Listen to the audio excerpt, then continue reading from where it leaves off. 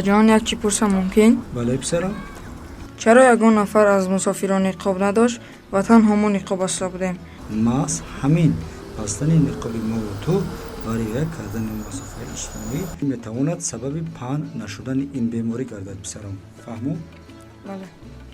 شهروندان محترم، رعایت توصیه‌های طبیبان عاید پیشگیری و پهن نشدن بیماری سرایتی کرونا ویروس از هر یک ما نوابسته از سن و سال احتیاطکاری را طلب می‌کند. رعایت گیگین شخصی، بستن نقاب طبی و رعایت مسافه اجتماعی در جایهای جمعیتی و شستن و بی‌ضرر گرداندن دستان از عادی‌ترین عمل‌هایی است که با اجرای آن ما می‌توانیم در سمت پیروزی به این بیماری سهمگذار باشیم. سلامتی خود و نزدیکانتان را زیر خطر نگذارید، زیرا سلامتی جامعه بایگری اساسی دولت است.